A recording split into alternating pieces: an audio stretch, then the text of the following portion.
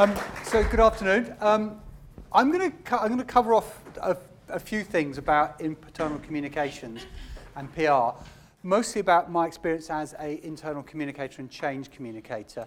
And hopefully you'll see the analogies between how a lot of the skills that people develop as journalists, as storytellers, as curators of information, as people have deep understanding of their audiences, how those skills are translated and used in the corporate life. That's what I'm going to talk about a bit. I feel free to tweet what I say if you want to. If there's one or two, there might be one or two moments when I actually might tell you, might be one or two moments where I'll ask you to keep things to yourself. If one or two examples I might use. But let me tell you a little bit about my background. My original background was as a lobbyist. I used to lobby on behalf of organisations that wanted bus lanes. There's a lot of glamour in my career, and I'm going to build up to it slowly. I then went on to working as a lobbyist and a campaigner for transport schemes like Crossrail and indeed sewage farms. I was an expert at persuading people they wanted sewage farms at the end of their garden. Well, actually, I wasn't. None of the sewage farms I ever helped promote ever got built, but I got very good at explaining how smelly is in planning applications. The answer to it is no one wants any smelly, which I discovered. But anyway, so what happened to me, once upon a time, though, I worked for an agency, and they got a client, and the client was British Telecom. And British Telecom have a research station at a place called Martlesham Heath up in Ipswich. Can I just check before I insult everyone from East Anglia? Anyone here from East Anglia, Norwich, Suffolk? Okay. Where are you from? Oh, that's okay. So you're at the kind of civilised end of it, okay. And where are you from? Felixstowe, okay. I won't tell that story then. So anyway, so here's this place, Martlesham Heath, middle of nowhere. It used to be, I think, a bomber base during the Second World War. And there's still there, this kind of place. And basically, the deal is, if you've got a first-class degree in electronic engineering, and someone comes up to you at your graduation and says, come and work for us at Martlesham Heath, middle of nowhere. You can have a beard and wear sandals all day long at work. You have unlimited computing power. And you have to live in Ipswich, which is that's the problem. But you just invent stuff. Anyway, round about 1994-5, British Telecom discovered there was this thing called the interweb, and they discovered that they hadn't invented it. And they were saying, hang on, we've got the cleverest people in the world, and they've not invented the internet. What are they doing? So they decided that what they would do is they would decide they were going to take all the fun out of the job. They were going to make these people responsible and accountable to the finance department, and they were going to make sure that they delivered stuff. They did things that they were meant to do. They gave them project headlines and stuff. Just to give you an insight into the sort of people who worked there, this is actually a picture of a bring and buy sale at Martlesham Heath. You can see. I think actually he was a little outrageous. He doesn't actually have a beard. You might find it interesting to know that Martlesham Heath is next to a place called Woodbridge, which is the European epicenter of UFO sightings. Who knew? And these were the people who worked there. And my job was to try and persuade them that all the fun was being taken out of their job, and I was going to write them newsletters in breathless tones about the new procedures and processes. These people who can pick the phone up on a Monday and get a job in California by Friday. I mean, these are the cream de la cream of electronic engineering intellectuals. I think I got to edition 3 of the newsletter before I realised I was wasting my time. I'm a very slow learner. And it got me thinking very hard about, well, hang on, I produce good quality communications. I write stuff that's interesting. I can write well. I can write to a point. I can interview a senior leader and say, what is it you're trying to achieve? But actually, the audience were not remotely interested in the story. But for BT, they had a problem. Their problem was they needed these people to be delivering different stuff to what they're doing. They wanted some sort of change. And it got me thinking. It got me really fascinated into, well, hang on, how does communications actually affect change within organisations? How do we get organisations to deliver the results they're meant to deliver, be that profit, be that delivery for refugees, or whatever it is they're meant to deliver, and what's the role of communications in making that happen? And so I then got hooked on internal communications, and the rest has been kind of downhill all the way from there. So, but let me quickly tell you a story. Anyone want to guess what kind of era this office was from? Anyone want to guess? This is always very depressing for anyone over 35, this conversation. Anyone want to guess? 1964. That's why it gets really depressing, because, okay, fantastic. Anyone else want to have a guess? It's a bit older, a bit longer. 1950s, yeah, the hairstyles, a bit of a clue, maybe 30s, 40s, whatever, okay. Anyone want to guess who the boss is in that room? Anyone want to guess who the boss is? Joseph Pulitzer? No, just trying to guess where in the room would the boss be. Who was the boss? Oh, no, I see where you're going with that. But you're the guy at the back, exactly. What do you think the guy at the back's job was as a boss? What's the crucial thing the boss had to do? Probably not. I suspect there are very few decisions. Delegation, possibly. Yeah, quite good. Exactly. Do you hear that? Make sure they all bloody work. Okay. His job. Look at them. They're all got their backs to him. He can see who's talking to who. He can see that this bloke here quite fancies her, and if he doesn't keep an eye on it, he'll be over there chatting her up. He knows this bloke's at the front because he can't trust him because he turned up with an earring once and he's a bit dodgy. The main way you communicated in that workplace was probably by a memo. Funnily enough, years ago, I worked for a company called Marconi, and from some bizarre reason, I owned the company archives. I had a couple of archivists who used to work for me. And I used to go and do their appraisals, and they used to have, it was a real treat, because they used to have at the archives, they had some great stuff like the telegrams from the Titanic when it was going down and stuff like that. They also had the company magazine dating back to 1920s and 30s. I used to love looking at it, because there were these beautifully written magazines, and they'd have like the Christmas edition with the chairman with a pipe, wishing all the staff a happy Christian Christmas. And then you'd have the summer edition. It would be some poor woman in a bikini, and even though it was black and white, you could see that her skin was blue as she was shivering on the beach at Felixstowe, and she'd be Miss Cables and Switches, 1947 and stuff.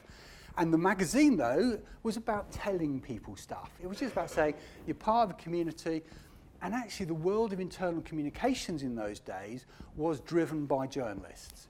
And some of the great, if there's an organisation called the Institute of Internal Communicators, which used to be called the Institute of Industrial Editors, and a lot of what I do, its heritage goes straight back to organisations which actually saw the need for corporate newspapers and magazines, particularly in North America, where you'd have an awful lot of the graduates of journalism schools in the US spent a brief period of time in newspapers and then found themselves working for large corporates, producing fantastic quality publications talking about what the organisation's doing. You'd have organisations in the UK like the British Railways Board, which actually had some of the finest filmmakers in the world working for it, producing beautiful films and beautiful pieces of narrative using journalists, because the whole idea of communication in the workplace was about telling people stuff. That was the crucial thing. And then come around about the 1980s, organisations realised that actually telling people stuff wasn't really cutting it anymore. You found people like Chummy Boy here wasn't willing to put up with the fact that he was the cleverest bloke in the room but got treated like rubbish because he was gay. You found that people like her were going, well, hang on, just because I'm married and got kids, I still want a job, I still want a career, I have expectations. You had people like her going, hang on, actually, you know what? I'm pretty clever. I don't have to work here. I can go anywhere I want in Yorkshire or around the world. And so people suddenly started picking up and going, changing jobs, not being loyal to the same employer for their lives. And suddenly organisations also realised that you couldn't just achieve your results by barking at people.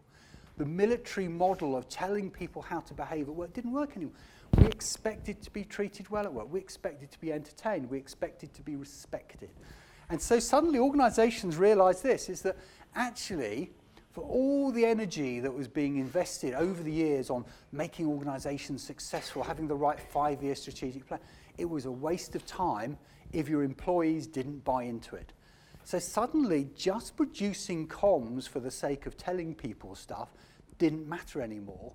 Actually, what they really wanted, they wanted lots of cool stuff. But then if you fast forward then into the last few years, the pendulum has swung back.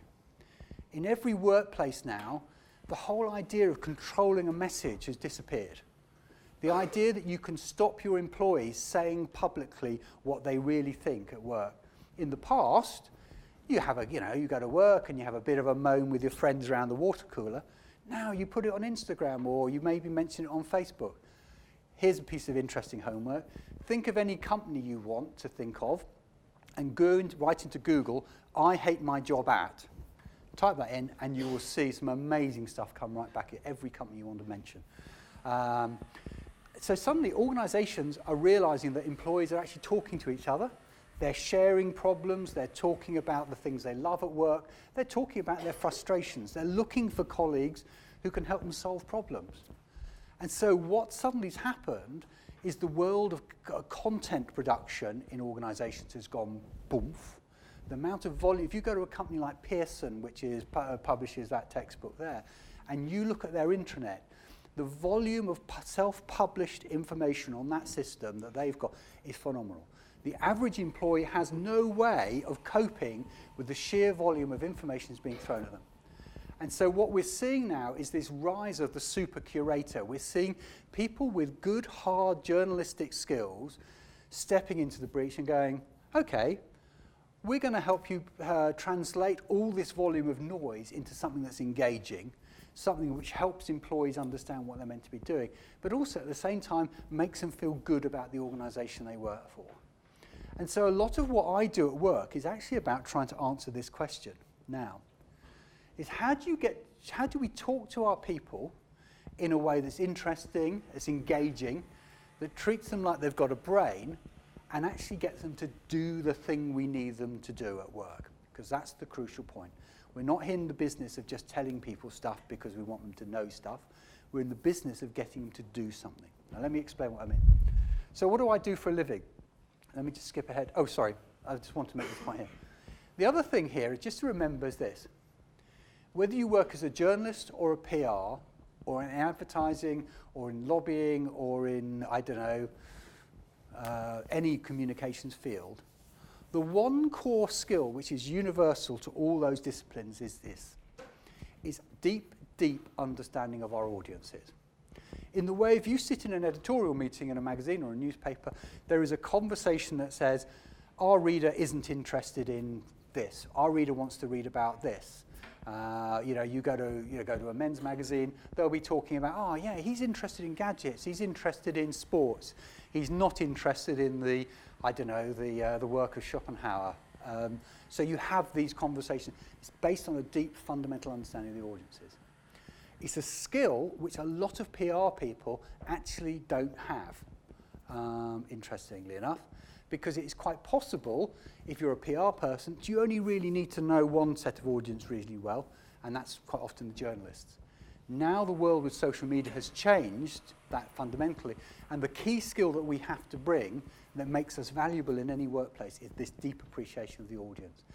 And so what I do for a living is I work with organizations which range from, is fair mix, who are going through some sort of change.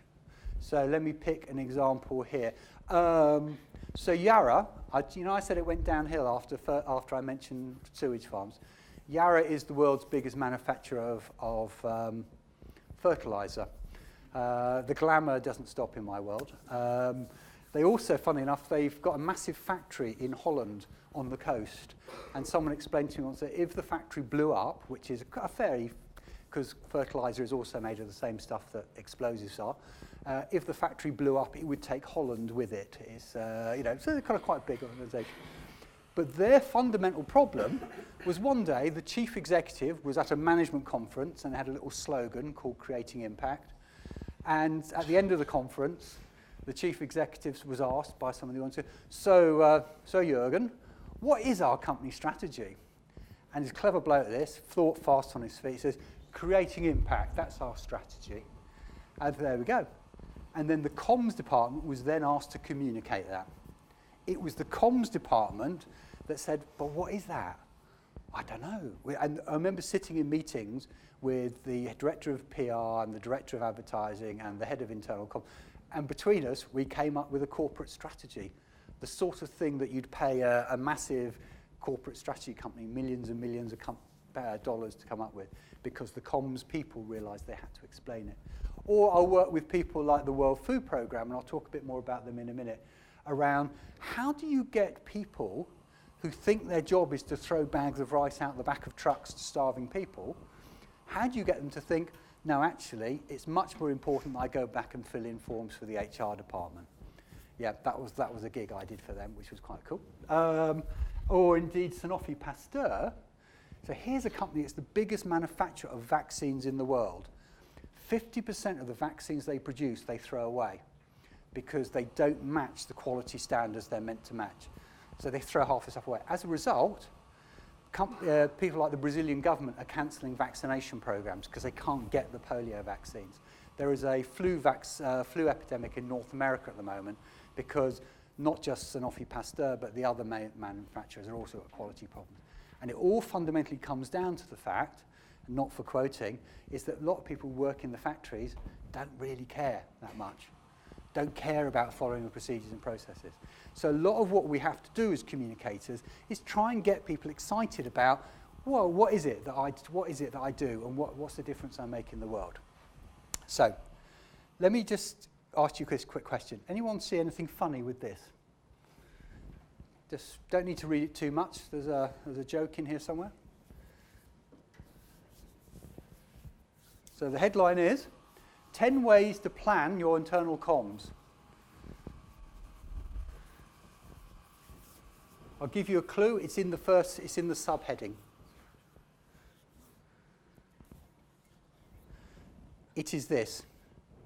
Number 5. There's 4 other things that are more important than understanding what the company strategy is. Who knew what they were? That's the amazing thing that actually the difference that we have to make in the world is we don't just tell people stuff, we do it with a purpose. And I'm just going to be very, very brief about this because it's a very simple idea. There are basically 6 reasons, he said, holding up 3 fingers. There are 6 reasons why you do internal communications. The first one is it's the law. Pretty well in every country in the world, I imagine even in North Korea, there will be a law that says you have to talk to your staff. I'm guessing. And you have to tell them stuff. You have to tell them stuff like, don't stick your fingers in the electric sockets. You have to tell them stuff like, don't be horrible to your colleagues. You have to tell them stuff like, the boss is a crook, occasionally. The law requires you to tell staff stuff. And then there's some other stuff. You need to make them feel good about working there. People want to go and work in an organisation that's got a point to it. They want to feel that they're part of a community. You want them to actually feel that they're collaborating. They're able to work together. They're part of a network of people. If you look at the money companies like oil companies are piling into getting colleagues talking to each other right now, just so they can share technical problems. You want people to do the right thing. So they need to know what are the rules. What are the rules about being nice to customers? What are the rules about quality? What are the rules about how we work? There's an interesting piece about getting them to say the right things about you. Mori, the research company, did a survey a few years ago, and they said, what are the biggest drivers of your reputation, for better or for worse? Apparently, corporate advertising does not improve or worsen your reputation at all. Doesn't make a difference to it. What people read about you in the newspapers improves or damages your reputation by about 3 or 4%. Actually, just being aware of your existence is more likely to shape someone's attitude. So actually having lorries going up and down the motorway is more likely to shape someone's your reputation. Having an experience of the product is going to improve or shape your reputation by about 15 to 20%. Knowing someone who works there is going to shape your reputation for better or for worse by 25%. Hands up here, anyone who has worked in or knows someone who works in McDonald's. Have you worked in McDonald's, or do you know someone who works in McDonald's? Do you know someone who works in McDonald's? Yeah? You know someone who works in McDonald's? What do you think of McDonald's, guys? You think it's bad? What do you think? What's your view of McDonald's? It's all right. Go again? Yeah. Yeah. McDonald's is my grubby little secret. I don't tell my wife when I've had a McDonald's. I usually only have a McDonald's when I've got a hangover. And actually, as you say, I think it's probably quite bad for me, as you can see. So, however, a few years ago, I did a piece of work for them, and I met loads of people who worked at McDonald's. And they were amazing people. People who basically left school, couldn't read, people who they basically promoted. Basically, McDonald's is a cult. Once you're in McDonald's, they look after you. So my view of McDonald's, as a result, having met people who work there, is actually, yeah, it's okay. They're going to make me fat or fatter, but actually deep down, they're a fine organisation in a lot of ways. So, and then the others made change. And I can just show you this briefly. So if you imagine you're the chief executive of the Royal Mail. The Royal Mail today, or yesterday, announced its business results. Does anyone know what they were? What the Royal Mail's business results were yesterday? They lost lots and lots of money. The fundamental problem the Royal Mail's got is it's operating in a marketplace that's dying. Mail volumes are going down. They're being replaced. People like Amazon are finding their own ways of delivering stuff. If you're the chief executive of Royal Mail, you need the people who work for you to work harder to apply new processes. How are you going to do that without the help of communications people? If you're Network Rail's one of their biggest operating problems is killing people. They kill an awful lot of the people who work for them. They try really hard, but if they don't keep the numbers, if they don't try and eliminate the number of people who kill themselves at work, they're going to have a real problem in terms of license to operate. How do you do that without comms? McDonald's, I mentioned. How do you manage December if you're running the hospital trust in Leeds when 99% of your junior doctors are not going to turn up for work? How do you manage that without communications? So, what we want our people to do is we want them to stick around, we want them to work together, we want them to follow rules, we want them to speak up, and then we want them to be flexible. Let me just show you this. This is what we do. We do awareness. So here's a campaign for a company called Damco. It's a major logistics company. That is the world's worst poster, by the way. I make no excuse for it. I said to the designer, can you give me something that gets people excited about customer service? So they came back with a poster about we love customer service. But this was a really interesting campaign. I'm going to talk about this is for the fertilizer company. So the fundamental problem, I went to a factory in Pocklington, it's near York, and I did some focus groups with some people working in the factory.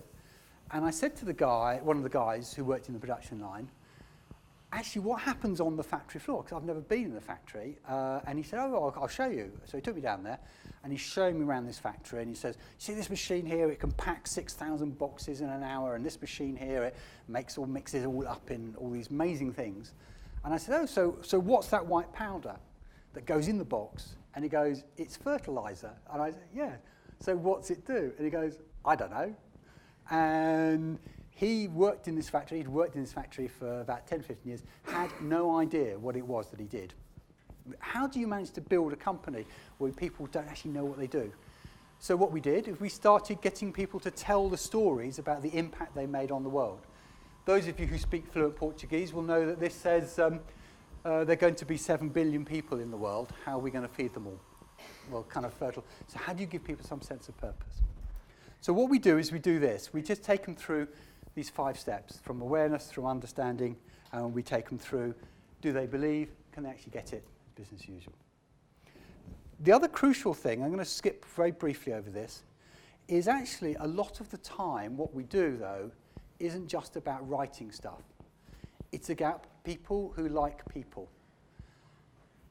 Deep down, one of the things that you learn very early on when you're writing stuff is actually your very first lines or whatever of copy will write usually will have a real person in it.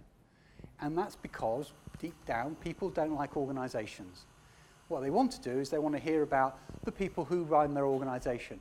And they want to hear about people because we trust other human beings. So a lot of what you have to do in internal comms is about building up relationships with employees, with managers and training them. But let me just come back onto this about the narrative. Basically, there are 4 stories that you can tell in the workplace. And here they are. Story number one, which anyone here who's ever been a manager or will be a manager, you will find yourself telling this story, which is this. Just do it for me. The bosses are so-and-so. Let's just do it. Don't stop arguing. Let's just do it, okay? You will use that storyline as your narrative at some point as soon as you manage anyone in your career. I use it on a continual basis. And if you become a parent, you'll find yourself using it all the time as well at home. Do it for me. Your mum's coming home. Do it for me. We'll be in trouble, okay? That's the default narrative of most organizations. Does not motivate anyone. No one cares about it. The other one most organizations use is do it for us. We're being screwed by the government. We're being done in by the market. That's what I talk about. But here's the really interesting thing is, virtually every organization can talk about the two positive stories. I suspect that the only people who cannot talk about saving the world are probably tobacco companies. But the narrative that we can all tell in the workplace is about we're trying to save the world. If you go and talk to people in workplaces, they will very quickly tell you the difference they make in the world. So a few years ago, I was interviewing a group of welders for JCB, who make the diggers. And I was waiting for everyone to turn up. They got chatting just at the start of the room, just to loosen the tension. And I just said to one guy, so what's so good about working at JCB? And I expect him to say, oh, it's a nice modern factory, my family all work here, and it's a nice company, that sort of. He said, JCB is in the English dictionary. I weld the arms that go on a JCB. I make something that's in the English dictionary. I remember thinking, oh, that's kind of quite a big deal. And then another guy said, actually, next time you see a disaster on the news, and there's like an earthquake and bodies are being dug out of the rubble, in the background will be a big yellow digging machine. I probably made that. So these were guys who spent all day long welding two bits of metal together to make the arms on diggers. The whole model they had in their head was that they were trying to somehow make a difference in the world. What they did made a massive impact. If you go into the staff room at a Starbucks anywhere, you will find literature which talks about saving the world one cup at a time. They talk to their staff about having some sort of deep, profound mission. Interesting enough, if you go to the staff room at Costa Coffee, they talk about smashing Starbucks. Interesting enough. Because people need a narrative that's positive. They need something they can hold on to that makes them go, actually, that's fantastic. None of us go to work, or very few of us go to work and stay there or do our best work in a workplace where we're only motivated by money. Money makes us turn up at work. Money makes us actually stay the full 8 hours. Money does not actually, for most of us don't actually think money actually pays for anything more than our attendance. What makes us want to work at work is actually some sort of sense of purpose, that we're actually making some sort of difference in the world, that the world somehow has moved or changed as a result of us dragging ourselves into the office in the morning and not coming back. I'm about to do some work in the Middle East. I'm going out there next week, and I was sent a copy of the staff survey for the organisation. One of the questions on the staff survey was, I feel like coming to work every day. And that was the question on the survey. And I said, but who's going to answer that question honestly? And then I looked at it, and actually there was a spread of responses. And someone said, yeah, because actually the work they do is really boring. There's nothing, all they have to do is turn up, they get paid, and actually a lot of the time the work they're brought in to do is actually done by other people and it's not interesting or whatever. Because no one's actually given them, these people in this particular organisation, no one's actually ever given them any real reason for coming to work. And it's probably the reason why you've probably thinking about being a journalist. It's because deep down you believe that somehow you're making a difference in the world. As an employer, you have to tap into that and give some people some insight into that. So how do you project excitement? Let me just show you this. This is a pharmaceutical company I talked about before. This is probably, keep this one to yourself, but let me explain it to you. So here's the idea. So this is a company that makes vaccines. Half the vaccines are thrown away because people don't follow procedures. When you license a vaccine or a drug, the license covers the process by which it's made, not just the product. So if you change something or you don't actually don't do it exactly like you meant to, you're in trouble. So the fundamental problem was they were putting up posters all over the place going, follow the rules, think about how it looks, don't cut corners, nothing that was remotely motivating. So what you need to do is you need to look at a way of actually getting into the fundamental drive of human beings. So we came up with an idea which was basically saying, every day, when you produce 1 dose of vaccine, that's 1 life you protect. So if you produce 2 doses of vaccine and 1's thrown away, that's a life you haven't saved. That's a life you've not protected. So the idea was very simply, give people something that at the end of the day they can walk out of the office and go, I've changed the world, I've made a difference today in a real practical and tangible way. I'd like to say this idea was mine. If you walk into the office of any pharmaceutical company, this is a standard tactic. If you go, I remember going to Roche, you know, they make cancer drugs. And they had a program called Faster and Better. And actually their offices were covered in posters of people with cancer saying, faster and better means you might find a cure for my particular cancer before I die. And I think they were a little bit more subtle and classier than that. But if you think about it, that's kind of pretty good impetus to make you feel excited about your day's work. What are you trying to do today? Today I'm helping make a contribution to saving that woman's life. That's quite potent and powerful. And here's the story I was going to tell you a little briefly about. This is the World Food Programme. Really interesting challenge. How would you tackle it? You've got people who get really excited about throwing bags of rice off the back of trucks. But they're managers. They should be managing people to do that, and they should be thinking about how do we get more trucks into the area, how do we organise things better. But actually, if you sit down with a manager at the World Food Programme and talk about what you're trying to achieve, they'd actually much rather go out and fix the broken axle on the back of that truck over there than actually be managers. So the real problem we had was actually, how do you translate the story of what they want them to do, basically think about HR procedures, think about HR policies. How do you take that idea and twist it and shape it into a way that actually makes someone realise that deep down, filling out all this boring stuff, the HR forms and making sure that people are going on training courses and that you've got the right people in the right places, how do you get them to realise that's actually more valuable than standing on the back of a truck today and throwing out bags of rice? They've got people who can distribute the rice, that's easy. How do you do that?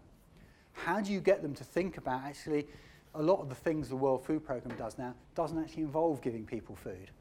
If you go to refugee camps on the Syrian border, they don't actually give out food. They give people money. And if you go to the slums of Delhi, they give people a Visa card, which has $1 a day on it and those sorts of things. How do you get people to think about innovation in that marketplace when actually what they really want to do is they want to be macho and chuck bags of rice on the back of a truck? So we came up with a very, very simple idea, which was all about being the very best. And it came out of, not out of some sense of some amazing creative process, it came out of sitting in a room with a dozen people who'd just come back from South Yemen, from places like the Philippines, and sitting down with them and talking about it. And eventually it was them that came up with the idea. Anyone here like hobnobs? Hobnobs. I haven't got any. Okay, you like hobnobs?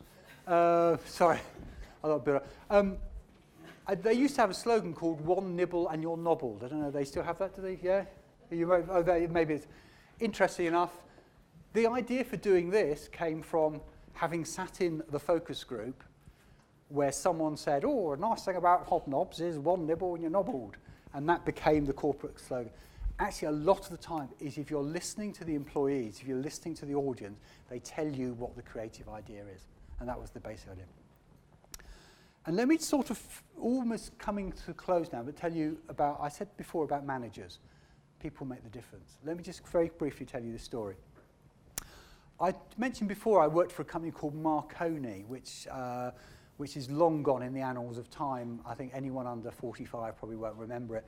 Marconi was one of those spectacular stories in Britain about a company that went spectacularly bankrupt. Round about around about the year 2002, Marconi was a company that included millions of different businesses, included BAE Systems, included all sorts of Gilbarco petrol pumps, millions of different companies. And most of its business, though, was making equipment that goes in telephone exchanges. They had a cash mountain of $3 billion. Can you imagine $3 billion? It's a big part of it. Just to picture that for yourself for a second. Okay.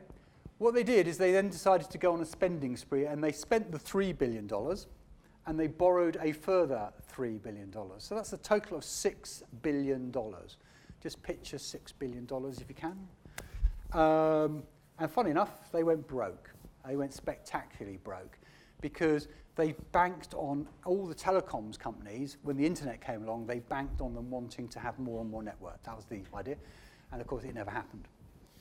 Now, I joined them just shortly after the £6 billion had been spent. Story of my life, when I was at school, I used to go in on a Monday morning and everyone would go, oh, you should have been at that party on Saturday night. I turned up just after the party. So we went through a period of about 2 years where every single week we were having to close sites, we were having to lay off people.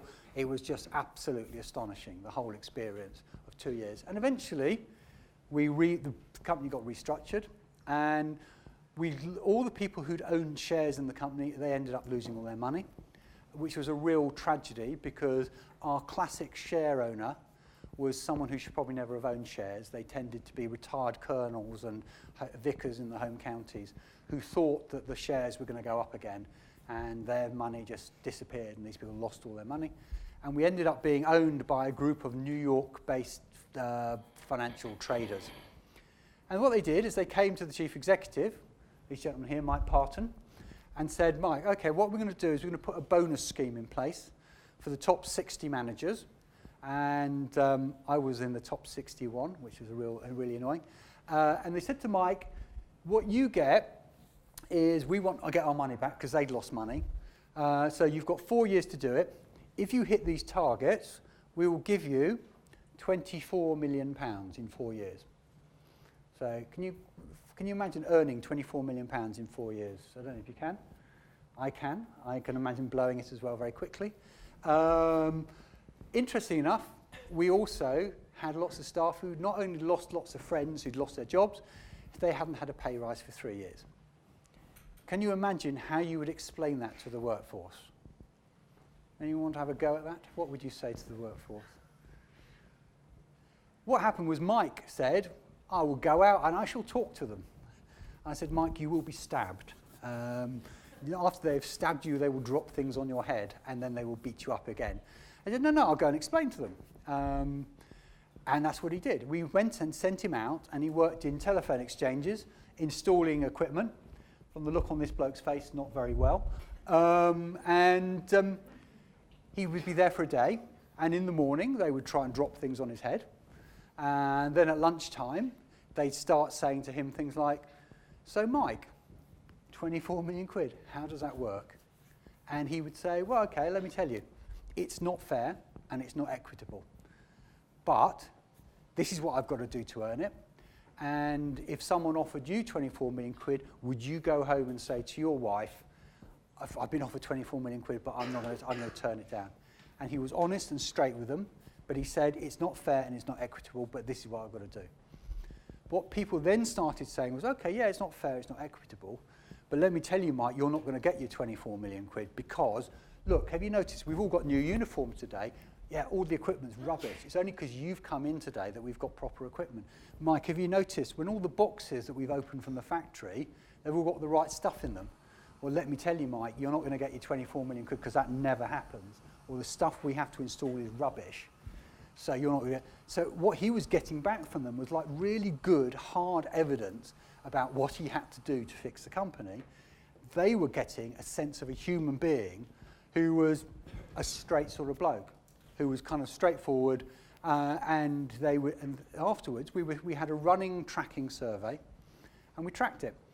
And what we saw was we could tell wherever he'd visited not because people were saying, I now understand the 4 pillars of success of the company and of going forward. I now understand where, our key product market. What they were saying was, I have faith in the future of the company. And because they were making an emotional human connection. And one of the things that we need to do as communicators is actually demonstrate humanity in the storytelling piece. So briefly, just to conclude, the 2 things I just want to share with you are this. The first thing is this, is the depth of understanding of your audience is the key. If you understand your audience, you can actually communicate anything. And then the second thing is understand that you're going to be working with data. You're going to be having to come with evidence because everyone else in a corporation turns up with a spreadsheet. So why shouldn't you? So just think hard about the data you need to collect. And then finally, let me just make this point to you, which is this. I've been around in this business for quite a long time. My very first job after I graduated, I worked for the summer in the civil service. I was just saying to Amy at lunch, it was back in the days when it was okay to turn up drunk on a Friday afternoon and no one actually batted an eyelid, which probably tells you how long ago it was. There was, in the room that I worked in, there were 9 people and 1 telephone. There was 1 telephone, and you weren't allowed to use it, or you had to get the boss's permission to use. So that's how long I've been in the game. And actually, every so often, I get sent an email or I go to a conference, and someone tells me there is some amazing new magic bullet that's going to revolutionize the way we communicate with each other. It was going to be the telephone. It was going to be social media inside organization. I remember the first time someone put a computer on my desk, and I remember being actually shocked and horrified because it didn't have that game with the tennis bats on it. And the idea is that somehow we're all going to be transformed. Actually, there isn't a magic bullet. There may be new technologies coming forward. The thing that makes communication work is people. And at the center of it all is someone who's a communicator who can understand the audience well enough to explain what the organization wants to explain to them and can understand the organization well enough to explain it to the audience. So there may be amazing technology coming out. There may be amazing new tools. There may be amazing new practices. But fundamentally, I firmly predict that the skill that will see me out for the rest of my career is the ability to understand an audience and translate what one organization wants to say to that audience. And the skills that you're learning today and you're using today around turning that into copy or into broadcast or whatever are skills which will see you out for the rest of your career, whether or not you carry on using them in journalism or whatever field, because amazingly enough, they're quite rare, which allows us to charge a premium and actually really have an impact. It's amazing the number of people out there who do not have that basic human capacity to empathize with an audience and translate a story from one group to the other. And that's my point, really. So I do internal comms, I do change comms, but actually deep down, I do journalism as well. So, yeah. Anybody got any questions?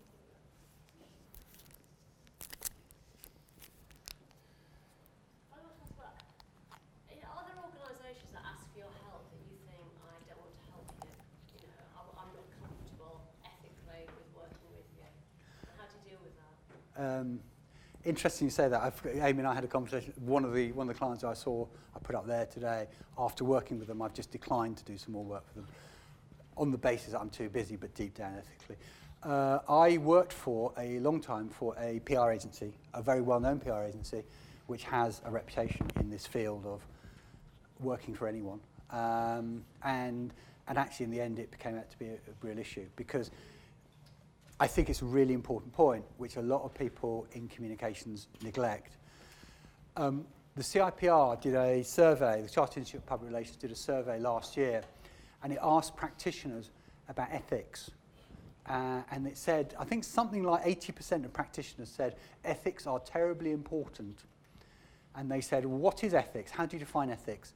And the answer was, some amazing proportion was, ethics are what my client tells me they should be. And I used to work for Tim Bell, Lord Bell. Anyone who knows anything about PR will know the name. And Tim Bell used to claim that everyone's got a right to a reputation in the way that someone's got a right to being defended in court. And he claimed that actually, so he would represent anyone on that basis. I actually think that's tosh, because ultimately what you have to do is you have to know the line in your life that you won't cross, and I think that's, which is kind of a long answer to your question. But, yeah. But I've worked on things like job losses and quite substantial change program but I don't see there being necessarily an ethical issue there. So. Can I ask a question, Lee? If a journalism student was to apply for work experience, what sorts of things would you be looking for on their CV? I think what I would look for fundamentally is evidence that they actually understand their audiences or they invest time in audiences. So I got into a lot of trouble a couple of years ago. I wrote a blog post in which I said I didn't think writing was important for internal communicators. I still get hate mail from students at American universities. And the reason I said that is because I think it's a given. I think what you get is people, anyone who's done a journalism qualification, it's a given that they can write. What you want is people who've got the ability to empathise and understand their audience and can demonstrate that, so they can actually demonstrate things like they've written content which has been well received, has been maybe retweeted or used or whatever, and they've also demonstrated the ability to understand complex issues and research them. So people with, say, basic investigation skills demonstrates that they actually know how to track information down. In the same way as a newspaper would basically value someone who can find off-diary stories, it's the same sort of skill set and idea of like entrepreneurialism. That's what I would look for.